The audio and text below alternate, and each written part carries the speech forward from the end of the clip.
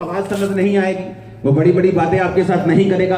धीरे धीरे छोटी छोटी बातों में वो आपकी अगुवाई करेगा। जिस तरह उसने मेरी 2004 में छोटी छोटी बातों में अगुवाई की कि प्रार्थना को 45 मिनट नहीं करना और बढ़ाना है, बाइबल को छोटी छोटी बातें, छोटी छोटी चीजें, छोटी छोटी। क्योंकि जब आप एक घर बनाते हो तो आप क्या पूरा क्रेन का, दुबई की सारी क्रेन लेके आ जाते हो कि घर बनाना है? आप एक छोटा सा फावड़ा लेते हो, खोदना शुरू करते हो, खुदाई। क्या करना है? नींव डालनी। अब कोई मूर्ख ही होगा ये कहेगा कि यार छोटा सा फावड़ा तो घर कैसे बना लेगा? भाई साहब, ये शुरुआत है, खुदाई हो रही, नींव डलेगी, सब सेट होगा, लेंटर डलेगा, घर बनेगा, इंटीरियर होगा, सब ठीक हो जाएगा। उसी तरह से आपका आत्मिक घर है। आप शुरुआत करते हैं धीरे से, थोड़े से। परमेश्वर आपसे बात करता है कैसे अपने पति को डिलीवर कराना है नशों से, कैसे अपनी फैमिली में साल्वेशन लेके आनी है, कैसे अपने बिजनेस में कामयाब होना है, कैसे अपनी जॉब में कामयाब होना है। हो सकता है कुछ साल आप उसमें फेलियर को फील करें, हो सकता है कुछ साल परमेश्वर आपकी प्रार्थना को आपको लगता है कि नहीं सुने, लेकिन वो भी आपकी एक ट्रेनिंग का हिस्सा होगा जहां पे परमेश्वर आपको लेके जाना चाहता है एंड में। लेकिन ये आपको मैं गारंटी देता हूं, आप 100% सफल होंगे इन जीसस ने। 100%। आपकी जीत का प्रतिशत 100% होगा अगर आप परमेश्वर को पूरी तरह से फॉलो करते हैं। क्योंकि जो परमेश्वर के सच्चे जन हैं उनकी जीत का प्रतिशत कितना है? 100%। 99.99 नहीं, 100%। आप एक फिक्स मैच में हैं, आपकी जीत पहले से हो चुकी है। आपको जस्ट खेलना है और मन से खेलना है, तन से खेलना है। आमीन, आमीन। आपकी जीत हो चुकी है। आपको जीतता हुआ देख रहा हूं, फाइनेंसेस जीता हुआ देख रहा हूं, आपके शरीर में सेहत। आमीन हो जाते। मैंने कहा आपको जीता हुआ देख रहा हूं। आपका परिवार इस 2024 के क्रिसमस से पहले बपतिस्मा ले चुका होगा इन जीसस में। Hallelujah, hallelujah, hallelujah, hallelujah. अपने पड़ोसी को बोलो, एक पर्सनल जिम्मेवारी है तेरी खुदा के लिए। आमीन, आमीन। अगर आप दुनिया में घूमेंगे, मैं यूरोप में घूमा हूं, यूएसए, यूके, सब जगह, इधर स्टिल कॉन्टिनेंट, अफ्रीकन कॉन्टिनेंट, सब जगह गया। एक बात मैंने जो नोटिस की है कि जहां पर अगर बेदारी है तो वो बेदारी जिम्मेवारी के साथ शुरू हुई है। एक जिम्मेवारी इंसान के द्वारा उठाई गई, ना कि परमेश्वर के द्वारा। किसके द्वारा? अगर एक जगह के ऊपर बेदारी नहीं है उसका कारण इंसान है, परमेश्वर नहीं। अगर एक देश में बेदारी नहीं है तो उसका कारण इंसान है, परमेश्वर नहीं। और पौलुस इस बात को समझता था। अगर आप नहमीया की पुस्तक को पढ़ेंगे, नहमीया 5 उसकी 14 से लेकर 19 आयत तक, तो नहमीया कौन था पहले ये सुनो। बाइबल कहती नहमीया एक बड़ी ऊंची पदवी के ऊपर परमेश्वर का एक जन था, परमेश्वर यहोवा को मानने वाला, और बहुत बड़ी ऊंची पदवी के ऊपर था और राजा का प्याऊ था। कौन था राजा का? राजा के दो लोग होते थे, एक राजा का खिलाऊ, एक पिलाऊ। यानी एक जो राजा के सारे पीने का प्रबंध करता था, अच्छे पानी का, अच्छे ड्रिंक्स का, सब चीजों का, और एक राजा का खिलाऊ होता था जो राजा की रोटी का और खाने का सारा प्रबंध करता था। तो ये दो लोग जो होते थे राजा के लिए बड़े इंपॉर्टेंट होते थे कि राजा को कोई भी जन पॉइजन ना दे, उसको कोई राजगोष्ठी करके उसको वो मारने की कोशिश ना करे, उसको कोई जहर ना दे। तो ये दो लोग जो होते थे, आप लगा लो कि सबसे मुश्किल टास्क, सबसे मुश्किल, इनका परख से, बड़े अजीब तरीके से परख के साथ इनको चुना जाता था। क्योंकि ये दो लोग जो होते थे, एक राजा का खिलाऊ, एक राजा का पिलाऊ। दो लोग अगर पाप करें तो इनकी सजा सिर्फ मौत होती थी। क्या होती थी? अगर आप यूसुफ को पढ़ें तो जो राजा के दो अपराध जिन्होंने किया था, जो खिलाने वाला था वो क्या हो गया था? फांसी के ऊपर चढ़ा दिया गया था। और जो पिलाने वाला था, जिसका पाप साबित नहीं हुआ था, वो क्या फिर से बच गया था। ये दो बंदे ऐसे होते थे कि अगर इनमें कोई गुनाह पाप निकला तो फिनिश। कितने मेरी बात समझ रहे हैं? तो ये उनमें से एक था।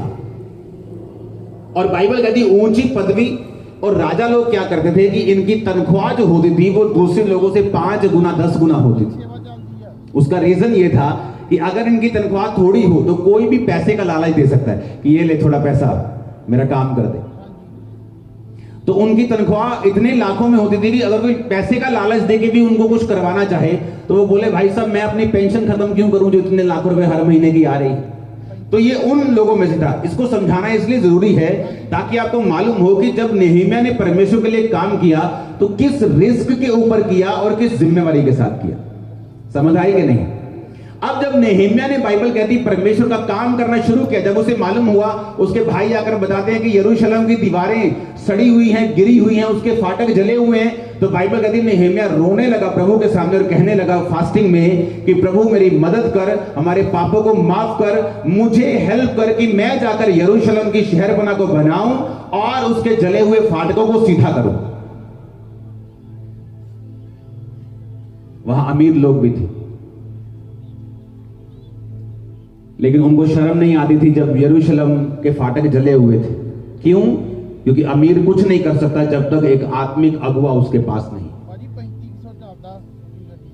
नेहेमिया ने कहा मैं उनकी अगुवाई करूंगा और मैं जाऊंगा और मैं जाकर उन्हें बताऊंगा और उनको जगाऊंगा। और बाइबल कहती वो गया और सुधार करने शुरू किए। जो गरीबों में प्रॉब्लम थी वो दूर की, अमीरों में प्रॉब्लम थी ब्याज पर पैसे देने की, बड़ी चीजें करने की, वो दूर की। अलग अलग तरह की समस्याएं थी, उसने उसे रद्द करके परमेश्वर के काम को करना शुरू किया। राजा से परमिशन मांगी, परमेश्वर से प्रेयर कर चुका था, राजा ने कहा ठीक है तू जा सकता है और वो गया। जब वो गया तो इस वचन का हेडिंग है नेहेमिया की निस्वार्थ सेवा।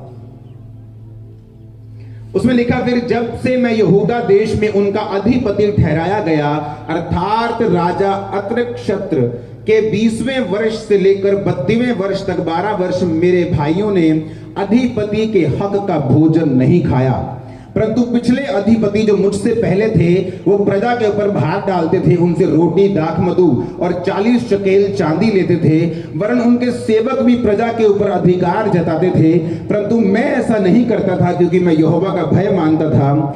फिर मैं शहरपना के काम में लिपटा रहा और हम लोगों ने कुछ भूमि मोल न ली और मेरे सब सेवक काम करने के लिए इकट्ठे रहते थे।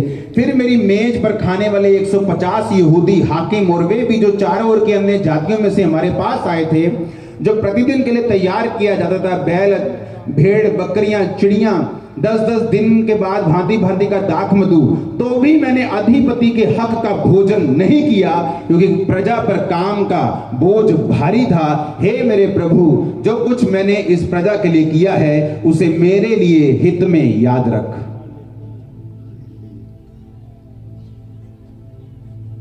उसने कहा जो मुझसे पहले अधिपति थे, जो मुझसे पहले अगुए थे, लिखा प्रजा के ऊपर क्या डालते थे? भार डालते थे। फीस थी 40 शकेल चांदी, क्योंकि मैं तुम्हारे लिए सेवा कर रहा हूं तो इतनी फीस तुम्हें मुझे देनी पड़ेगी। बिब्लिकल रॉन्ग नहीं था, बिब्लिकल रॉन्ग, क्योंकि बाइबल कहती है जो सुसमाचार सुनाते हैं उनकी जीविका कहां से हो? सुसमाचार से। लेकिन पौलुस ने एक बात कही है, कुरिन्थियों के उस वचन को पढ़ेंगे। पौलुस ने कहा तुम कौन सी बात में दूसरी कलीसियाओं से कम थे, केवल इसमें कि मैंने तुम पर भार नहीं डाला, मेरा ये अन्याय है, क्षमा करो। अगर आप पौलुस, अगर कितने लोग यूरोप गए हैं? आप गए हैं तो यूरोप हाथ खड़ा करो तो, जो यूरोप होके आए कभी 5, 7, 10, 20, ओके। अगर आप यूरोप में जाके देखेंगे हर 5 मिनट के बाद आपको चर्च दिखाई देगी। अब वहां क्रिश्चियनिटी की हालत क्या है इस पे डिस्कस नहीं करेंगे, लेकिन अगर आप पुरानी क्रिश्चियनिटी वहां पे देखेंगे तो वो बीज पौलुस को जरा लगा है। वहां बड़े बड़े राजा लोग क्रिश्चियन थे वहां, बाद में वो नाम के क्रिश्चियन रह गए, लड़ाई करने लगे, दूसरे देशों के पे कब्जा करने लगे, परमेश्वर के वचन से दूर हो गए, ये बात अलग है। लेकिन वहां अगर आप बीज देखेंगे तो पौलुस को जरा लगा गया। और अगर आप पौलुस को देखेंगे, उसने कहा मैंने कलीसियाओं को लूटा नहीं है कि मैं तुम्हारे लिए सेवा करता हूं तो मेरा भार तुम लोग उठाओ। उसने कहा इसलिए नहीं कि मुझे अधिकार नहीं, कहता इसलिए कि मैं ज्यादा लोगों को अपने पास खींच लाऊं। नेहम्याह कहता इसलिए नहीं कि मेरे को अधिकार नहीं है खाने का, कहता मैं इसलिए नहीं खा रहा हूं क्योंकि प्रजा के ऊपर काम का बोझ क्या है, भारी है। पौलुस कहता ये नहीं मेरे को अधिकार नहीं, कहता मैं खा सकता हूं लेकिन मैं ज्यादा लोगों को बचा सकूं। जब मैं सेवकाई में आया 2004 में 5 में, तो कलीसिया में जहां मैं जाता था उनका एक सिस्टम बना हुआ था कि जब आप कलीसिया में 2004 में आप जाएंगे तो जाते वक्त कलीसिया आपको 50 रुपए चंदा देगी। तो ये बात बड़ी प्रचलित थी कि पास्टर चंदा लेने के लिए घरों में जाते हैं, हर घर में विजिट करना है जस्ट चंदे के लिए। सब पास्टर ऐसे नहीं। मैं लोगों को यह भी बताता हूं कि अगर आज पंजाब में मेगा चर्चेस खुली हैं तो उन्हीं कई ईमानदार पास्टर्स की सालों की मेहनत के बाद खुली है। उनमें इनका हक है कि उनकी वजह से ऐसा है, उन्होंने ग्राउंड तैयार करके दी है। लेकिन दूसरी तरफ शारीरिक पास्टर भी थे, ऐसे पास्टर भी थे जिन लोग जिनसे डरते, घर जाके फ्रिज खोले थे, बहन जी की बनाया आज, सीरियसली। और मैं सुनता था और मुझे मालूम होता था कि ये क्या चल रहा है।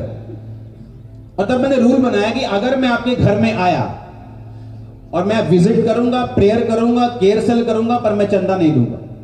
अगर आपको चंदा मुझे देना है आपको चर्च आकर देना पड़ेगा। तो ये रूल बन गया चर्च में कि विजिट हर हफ्ते रोज विजिट होती थी, कभी किसी घर, कभी किसी घर, कभी किसी घर। आज भी होती, आज दूसरी किस्म से अलग तरह से होती। तो मैंने रूल बना लिया था कि आप मेरे को ऑफरिंग नहीं देंगे, लेकिन अगर मैं ऑफरिंग नहीं लूंगा तो मैं गुनाहगार हूं क्योंकि आपकी बरकत रुकेगी। इसलिए आप लोग ऑफरिंग डालने के लिए चर्च में आएंगे। तो उनको समझ आया कि अच्छा पास्टर्स ऐसे भी होते हैं जो ऑफरिंग के लिए घरों में नहीं आते, सिर्फ वचन देने के लिए आते हैं। तो लोगों को समझ आना शुरू हुआ उनको, हाँ कि ऐसा होता है कि आपको ऑफरिंग देने की जरूरत नहीं है। अगर पास्टर घर में आए आप चर्च जाके ऑफरिंग डालें, ऐसा भी पॉसिबल है। पौलुस कहता मैंने अपनी जिम्मेवारी के ऊपर कलीसिया को लूटा नहीं है, कलीसिया से पैसा नहीं लिया, मैंने टेंट बनाने का काम किया ताकि कलीसिया के ऊपर भार ना हो और हम और अधिक काम को परमेश्वर के हिसाब से कर सकें। इसलिए जहां एक चर्च लोगों के लिए सिरदर्दी बनी हुई है, हम 100 चर्चेस क्रॉस कर चुके। Hallelujah, hallelujah. नेहम्याह कहता मैंने अधिपति के हक का भोजन नहीं किया, कहता मैं कर सकता था, मेरे पास अधिकार भी था, प्रभु की ओर से अधिकार भी था। कहता लेकिन और अच्छा है कि मैं अपने अधिकार काम में ना लाऊं ताकि और लोगों को बचा सकूं। आप मेरे घर का खर्चा उठाएंगे 4 लाख 5 लाख, क्यों ना मैं वो 4 और 5 लाख उठाऊं और उसे भी प्रभु के काम में लगा दूं। 25 लाख 20 लाख मेरा पॉम्फलेट छप जाएगा, 4 लाख, उसमें कितनी रूहें बच जाएंगी, कितने लोग बचाए जाएंगे, कितने लोग। आप में से बहुत से लोग हैं जो पोस्टर पॉम्फलेट देके चर्च में आए। 4 लाख से मैं 2 टीवी के प्रोग्राम दे सकता हूं, उसको हजारों लाखों लोग देखेंगे, बचाए जाएंगे। तो बाइबल कहती है कि जब आप पर्सनल जिम्मेवारी लेते हैं, जो बहुत से लोग थे वो ओपनली बोलना पसंद नहीं करते। एक बार एक अमीर व्यक्ति ने मुझे बुलाया और कहा कि यार बहुत बढ़िया किया आपने, कहना इन्होंने तो रोटी पानी के मसले ही नहीं हल होंगे, आपने ये साइड पे कर दिया कि मुझे चाहिए ही नहीं कुछ कलीसिया से। देखना कितना बढ़े गया। 2005-6 की बात है, 7 की बात है। हालेलुया। आप चर्च में आए, आप यूथ हैं, आप घर से निकले, आपकी फैमिली ने आपको चर्च में भेजा। अब पवित्रताई को फॉलो करने की बजाय आपने फ्रेंडशिप कर ली। अब जिस दिन आपकी फैमिली को मालूम होगा वो ठोकर खाएंगे, और इसका कारण आप होंगे क्योंकि आपने पर्सनल जिम्मेवारी से काम नहीं किया। कितने मेरी बात को समझ रहे? आपको परमेश्वर ने एक काम दिया, आपने वहां चोरी करनी शुरू कर दी। उसने आपको काम दिया, आपने अब्यूज करना शुरू कर दिया, उस काम को डिसग्रेस करना शुरू कर दिया। यानी आप परमेश्वर का दर्द उस तरह से नहीं लेते जिस तरह से कई लोग लेते हैं। और जब आप पर्सनल जिम्मेवारी उठा लेंगे कि आपको परमेश्वर का किंगडम पर्सनल लगने लगेगा, कि आप पर्सनल जिम्मेवारी पर इस पर चलेंगे, अपनी जिम्मेवारी को समझेंगे। बाइबल कहती तुम्हारे कारण अन्य जातियों में सत्य के मार्ग की निंदा की जाती। इजरायली पाप करते गए और मिस्री बोलते गए परमेश्वर कहां है जो ले गया था, उनको पहुंचाया नहीं, लेके तो बड़े बड़े वादे करके बड़े बड़े चमत्कार करके गया था, रास्ते में उनको छोड़ दिया। पर छोड़ा क्यों ये नहीं देखा। लेकिन कुछ ने व्यभिचार किया, कुछ ने बछड़ों को पूजा, किसी ने मूसा का विरोध किया, अलग अलग तरह के पापों में फंसे और वहां नहीं पहुंचे जहां पहुंचना चाहिए था। तो गलती परमेश्वर की नहीं, गलती उन्हीं की थी, उनको जिम्मेवारी उठानी चाहिए थी। आमीन। जोर से हालेलुया बोलो। आप जिम्मेवारी उठाएंगे, पर्सनल जिम्मेवारी उठाएंगे। आपके मोहल्लों में, आपके नगरों में, गांव में कितने लोग ऐसे होंगे जो चर्च जाना चाहते हैं, उनके पास किराया नहीं, लेकिन आपने कभी नहीं सोचा कि मैं जिम्मेवारी उठाता हूं। आपको लगता है आपने एक बार कह दिया, खत्म हो गया, अब मरे जिए जो मर्जी करे, मैं तो क्या सी हूं। पर अगर वो आपका बेटा हो, आपकी बेटी हो, आपकी बहन हो, उसी कंडीशन में आप क्या करेंगे? क्योंकि पर्सनल जिम्मेवारी जब तक हम नहीं उठाएंगे, व्यक्तिगत जिम्मेवारी नहीं लेंगे, तब तक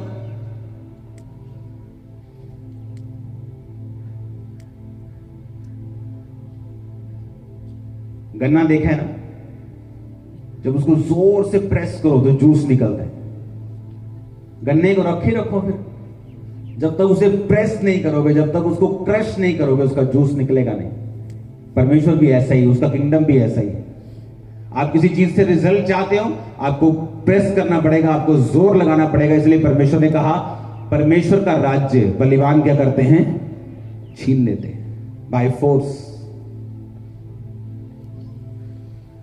आप एक बार हीलिंग की प्रेयर करेंगे, लोगों की हीलिंग नहीं होगी, 2 बार करेंगे, आप थक जाएंगे, परमेश्वर भी कहेगा अरे ये काबिल नहीं। आप करते रहेंगे, करते रहेंगे, करते रहेंगे, करते रहेंगे, एक दिन होना शुरू हो जाएगा। हालेलुया। शैतान ढीठ है तो आपको महाढीठ बनना पड़ेगा। वो शक के साथ आएगा तो आपको महाविश्वासी बनना पड़ेगा।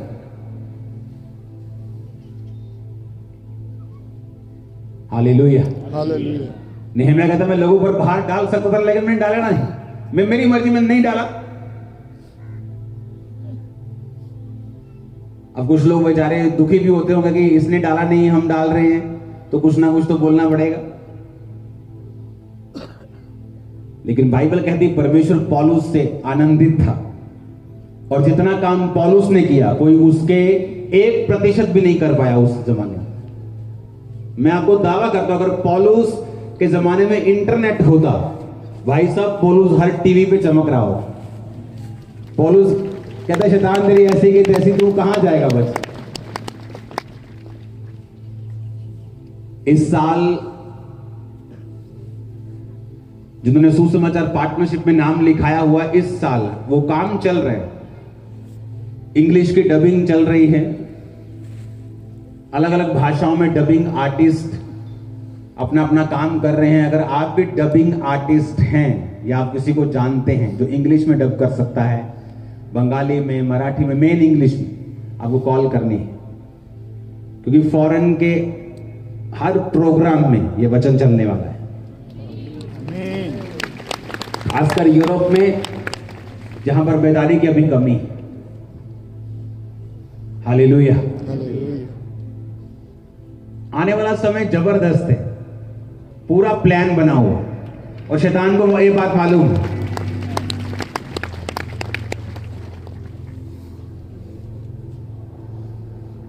बंदा बैठा है, त्रेलियां आ रही हो, शैतान त्रेलियां आ रही हैं, इसने घबराया पिया बेचारा की बनू।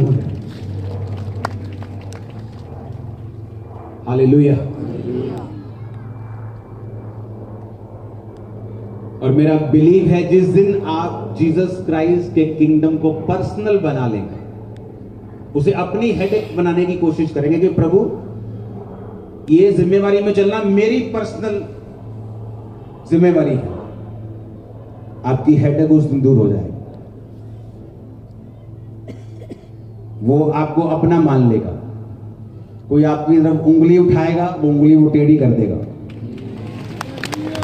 मैं आपको सच कह रहा हूं। कोई आपकी तरफ बोलेगा तो पछताएगा रात कि पंगा ले लिए। मैं आपको सच कह रहा हूं।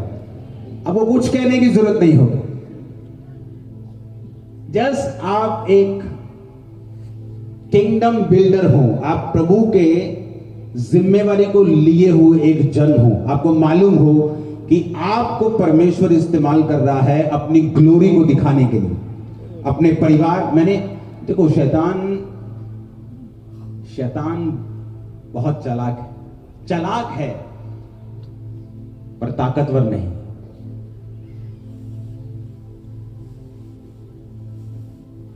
बुजुर्गों को लगता है कि जब उनकी लाइफ 70 पार कर गई है, 65 तो खत्म हो गया काम। लेकिन अगर आप पवित्रताई में चलें, अगर आप परमेश्वर की सामर्थ्य में चलें, प्रेयर में चलें, फास्टिंग में चलें, बड़े अजीब काम ये कर सकते हैं। और मत सोचो कि बंदा बुजुर्ग होगा तो शैतान उसका पीछा छोड़ देगा। मैं आपको 70 साल के बुजुर्ग दिखाता हूं प्रेयर लाइन में। मैं उनकी पोस्टर को लगने नहीं देता, वहां पे उनके प्रेयर कार्ड को मैं उनको उठाने नहीं देता। व्यभिचार की स्पिरिट के साथ ग्रसित, क्योंकि शैतान को पता है कि ये बहुत काम कर सकता है, इसलिए वो बुजुर्गों के पीछे, बच्चों के पीछे, जवान, वो सबके पीछे लगता है।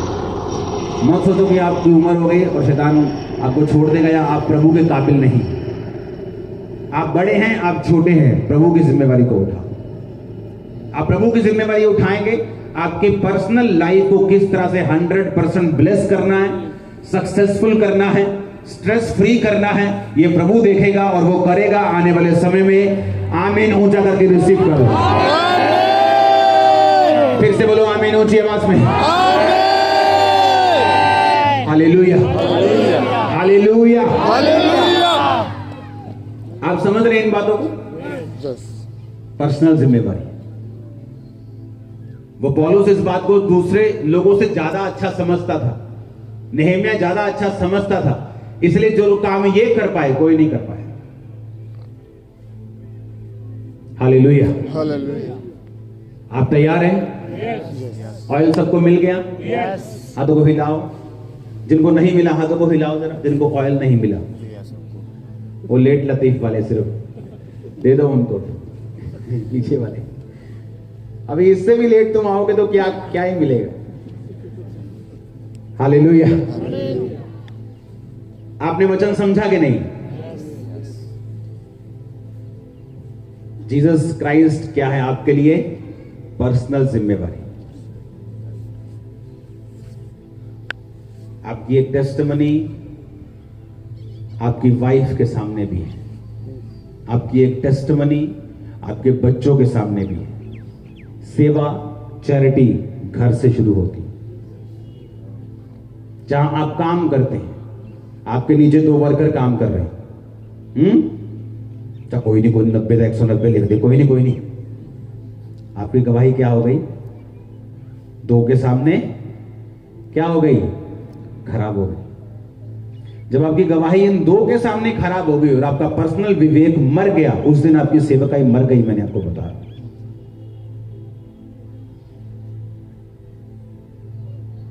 फिर तो सिर्फ ड्रामेबाजी बाकी है, फिर कुछ नहीं बाकी। क्योंकि आपकी एक टेस्टिमनी आपके हस्बैंड के सामने भी, आपके बच्चों के सामने, अपने माता पिता के सामने, आपके कोलीग्स के सामने, आपके वर्कर्स के सामने, फिर बड़े लोगों के सामने। पहले अपना घर सीधा करके,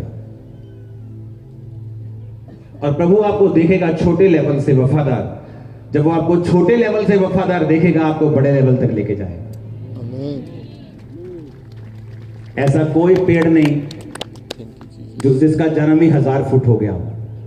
हर पेड़ बीज से शुरू होता है। आप बढ़ना कितना चाहते हैं, ये आप पर निर्भर करता है। अपने हाथों को उठाओ, सब जन खड़े हो जाओ।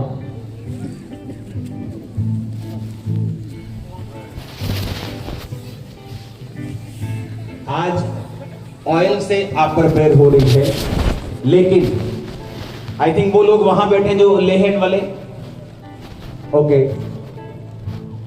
आप सब पर ले हैंड होगा आज और उन पर भी होगा। और ये ले हैंड सिर्फ 4 वीक चलेगा, 4 वीक भी नहीं, 2 वीक, आज संडे, अगले थर्सडे और अगले संडे। तो ये 4 मीटिंग को आपको मिस नहीं करना है, कॉन्टिन्यूटी में 4 मीटिंग को आपको अटेंड करना है, मैं आपको बता रहा हूं। और चारों मीटिंग में ऑयल भी होगा, फ्री अनॉइंटिंग ऑयल भी मिलेगा आपको और ले हैंड भी होगा। मेरा ये बिलीव है कि इन 4 मीटिंग के वचन, प्रेयर, ऑयल और ले हैंड के बाद आप अपनी टेस्टिमनी के करीब होंगे और पा चुके होंगे। नीचे वाला चाहिए चर्च, अपने हाथों को उठाओ, ऑयल को निकालो, मेरा ऑयल दे दो। अपने हाथों को उठाओ, ऑयल को निकालो, अपने दाहिने हाथ में उस ऑयल को उठाओ। Thank you Jesus.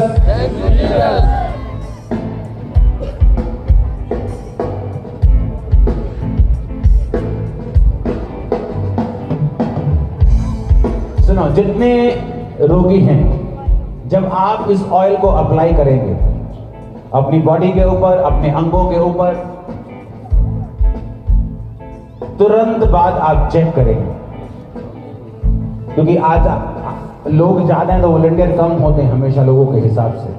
आपको चेक करके खुद अपनी गवाही देने के लिए स्टेज पे आना है। आप आंखों से बीमार हैं, कानों से बीमार हैं, हड्डियों से बीमार हैं, प्रार्थना के बाद इस ऑयल को लगाओ। आप दुष्ट आत्माओं से ग्रसित हैं, प्रार्थना के बाद इस ऑयल को लगाओ और आप फ्री होंगे आज इन जीसस नेम। अपने दाहिने हाथ को उठाओ ऑयल के साथ। खुदा बाप, तूने आज मुझे आत्मा में दिखा इस ऑयल को मसा करते हुए। जो लोग इस ऑयल को अप्लाई करेंगे वो हील होंगे और डिलीवर होंगे आज की मीटिंग। और याद रखो, ये ऑयल और डिलीवरेंस मीटिंग सिर्फ 2 हफ्ते चलेगी, आज, अगले थर्सडे, अगले इस संडे और अगले संडे। आपको मिस नहीं करना ताकि ये डिलीवरेंस कंप्लीट आपकी बॉडी में एंटर कर सके। उस ऑयल को अपने हाथों में उठाओ। खुदा बाप, जब ये ऑयल अप्लाई किया जाए, तेरा मसा उन हड्डियों में जाए, तेरा मसा उस बॉडीज में जाए, तेरा मसा उनको पूरी जिंदगी के साथ डिलीवर करे। खुदा बाप, तेरा पात्र उन्हें छुए, टच करे इन जीसस में। ये बरकत आपकी है।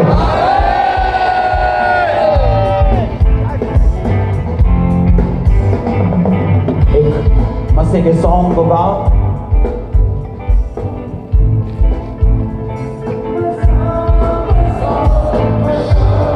उस ऑयल को पकड़ो। उस ऑयल को जब आप अप्लाई करेंगे अभी, उसके बाद अपने आप को चेक करेंगे।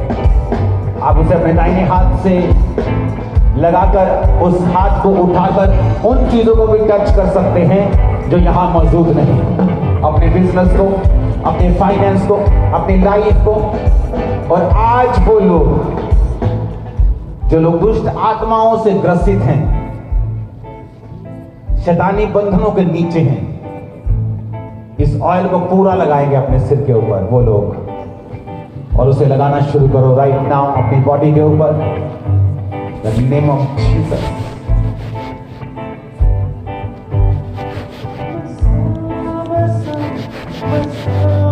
बीमार अंगों के ऊपर,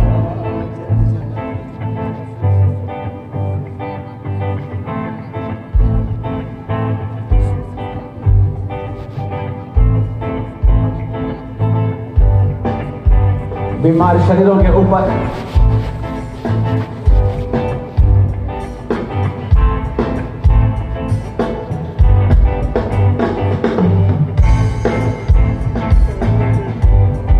जैसे ही आप उस ऑयल को लगाए, शैतानी आत्माएं निकलना शुरू हो। अभी राइट नाउ होली गोस्ट, सब डेविल की आत्माओं को मैं हुक्म देता हूं, जब ये फायर से भरा हुआ ऑयल इनके सिरों पे आए, बॉडीज में आए, मैं सब दुष्ट आत्मा को कमांड करता हूं इनकी बॉडीज को छोड़े और निकल जाए right now in Jesus name.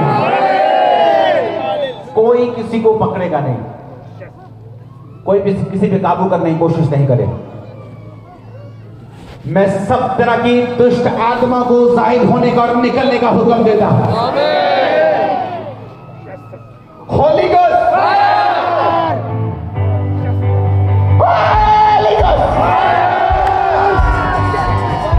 हर तरह का गंदा आत्मा, व्यभिचार का, गंदगी का, मैं ऐसे केसेस देख रहा हूं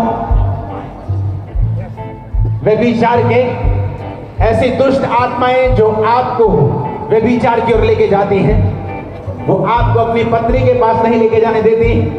वो दुष्ट आत्माएं चाहे आप में हो, चाहे आपके पार्टनर में हो, आज मैं उनको श्रापित करता और निकलने का हुक्म देता हूं।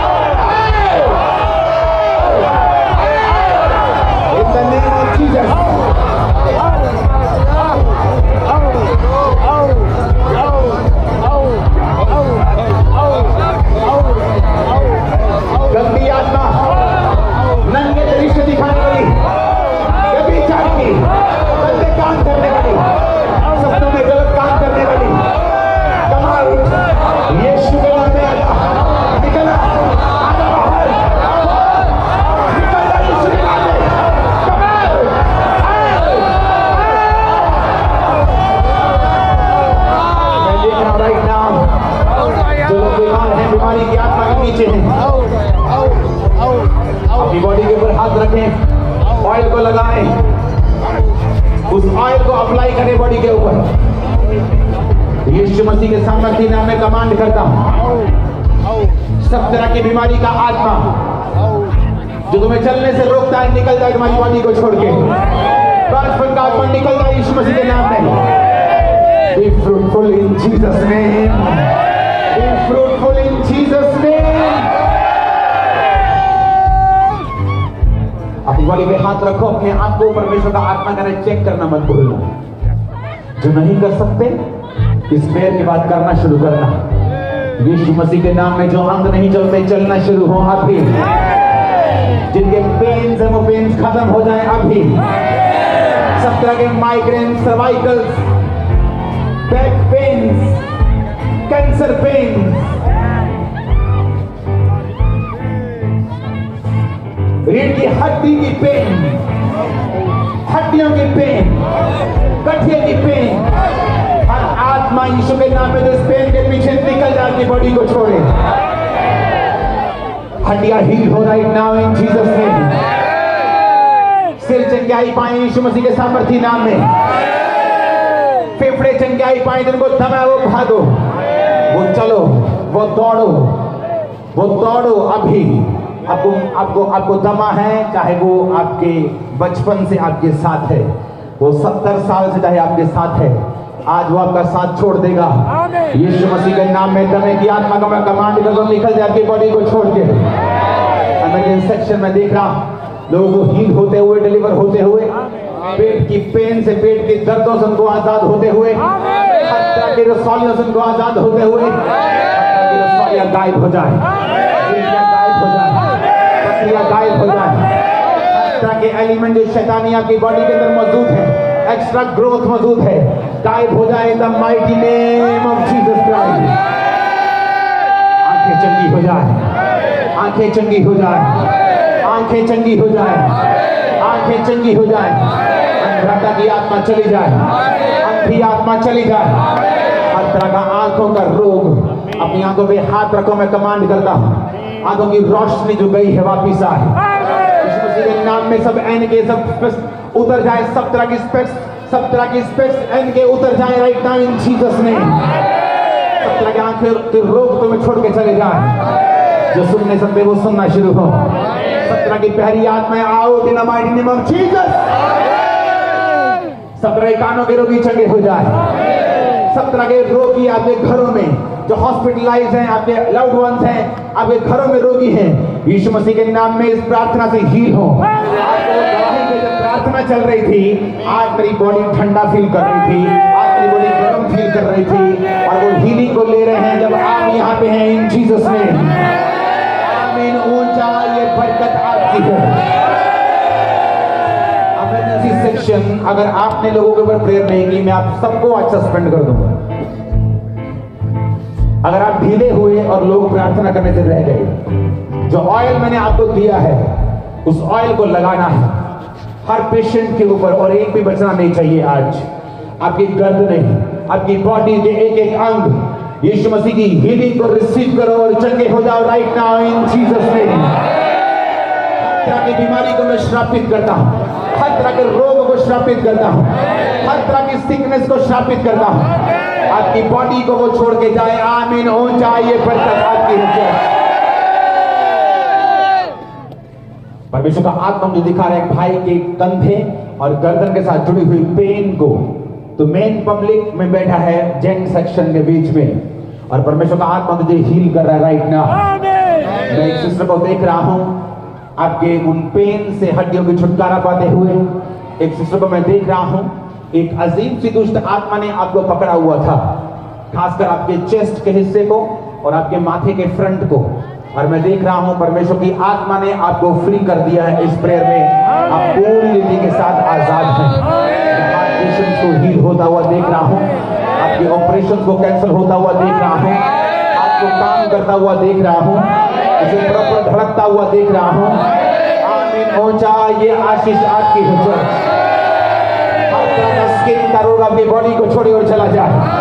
हर तरह की सिकनेस और डिजीज आपकी बॉडी को छोड़े और चली जाए। हर तरह की बीमारी और दुर्बलता आपकी बॉडी को छोड़े और चली जाए। बॉडी के ऊपर हाथ रखो। परमेश्वर का आत्मा मुझसे कह रहा है मैं एक प्रार्थना वो करूं कि जिस चीज के लिए आपकी बॉडी बनाई गई है वो प्रॉपर काम करे, प्रॉपरली। बहने भी ध्यान से सुने इस प्रेयर को कि जैसे आपके शरीर बनाया गया है वो वैसा ही काम करे आपको प्रेयर करने। मैं कमांड करता हूं राइट नाउ आपकी बॉडीज के अंदर से सारे एलिमेंट, वो सारी चीजें निकल जाए जो शैतानी है। आपका शरीर उसी तरह से काम करे जिस तरह से बनाया गया था। और बोलो हर वो आत्मा, वो चीज जो मेरी बॉडी में है और नहीं होनी चाहिए, आउट हो जाए। कमांड करो ऊंची आवाज में।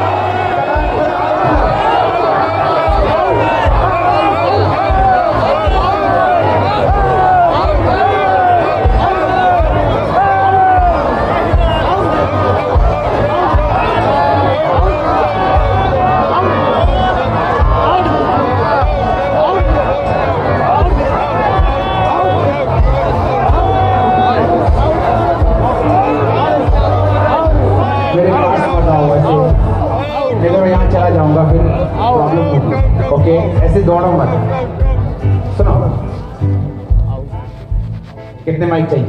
एक चाहिए। क्या चाहते तुम प्रभु तुम्हारे लेकर? परमेश्वर मुझे अपनी सेवकाई में बढ़ाए। और शारीरिक में क्या चाहते हो? मेरे गॉल ब्लैडर में स्टोन है, पर डॉक्टर ने मुझे ऑपरेशन मसा मसा मसा मसा तोड़े बंधन उसका मसा।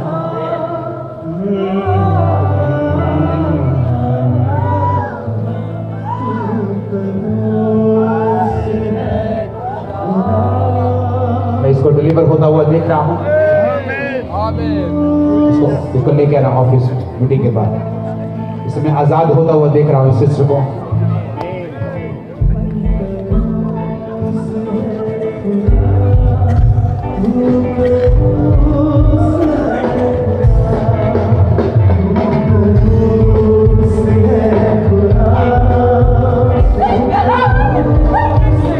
अगर आप भीड़ नहीं लगाएंगे तो मैं ज्यादा समय तक आपके बीच में, मैं पूरा 6 घंटे भी आपके बीच में रह सकता हूं अगर आप इस तरह से नहीं करेंगे। आप मेरे को पीछे आने नहीं देते, पता नहीं क्या प्रॉब्लम है।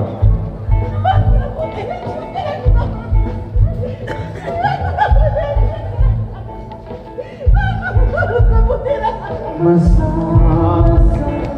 मसा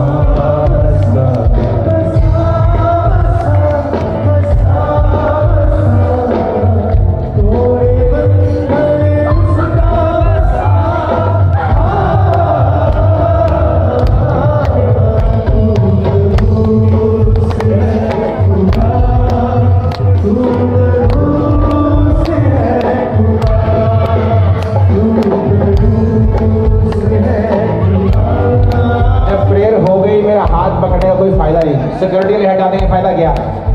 मेरे को मेरा हाथ मुझे चाहिए ना दूसरे लोगों के लिए भी। अगर आप खड़े रहेंगे, एक क्या प्रॉब्लम है तो और क्या प्रॉब्लम?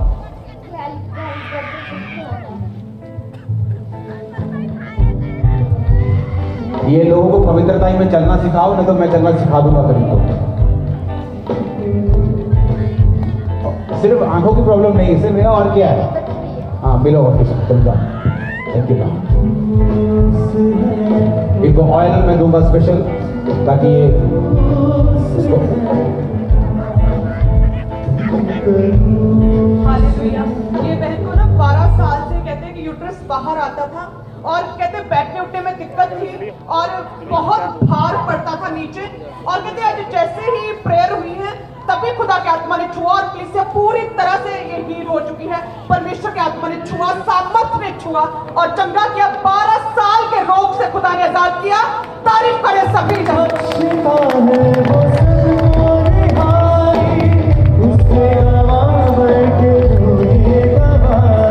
और आज हम पॉजिटिव स्पेशली आप पेट के रोगियों के लिए खास प्रेयर की और कहते तभी खुदा के आत्मा ने छुआ और कई महीनों से कहते कुछ खा पी नहीं पा रहे थे और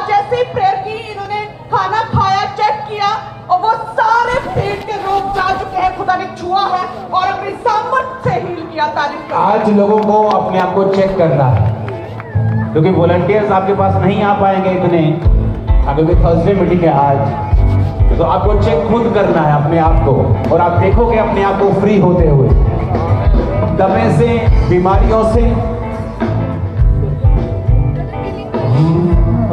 और ये सिस्टर भी कलीसिया में थे, अपने आप को चेक किया, कहते हैं कि 4 साल से आंखों से बहुत कम दिखता था और ऐनक लगी थी, और आज जो पॉसिटिव स्पेशली जब ऑयल अप्लाई करने के लिए बोला कि जिनको कम दिखता है अपने आंखों पे हाथ रखो, और कहते जैसे ही हाथ रखा एक अजीब सा उजाला इनकी बॉडी पर आया और आंखें पूरी तरह से खुल गई और अंधेपन की दुष्ट आत्मा जाती रही। चलो तेरे आप खुदा, चलो तेरे आप खुदा, के मौजूद होंदे, के मौजूद होंदे, चलो नाल होवे खुदा, के मौजूद होंदे, चलो नाल होवे खुदा। यीशु मसीह के नाम में ये बीमारी का कर्ज और ये स्पिरिट तुम्हारा पीछा अब कभी ना करे, यीशु मसीह के नाम में।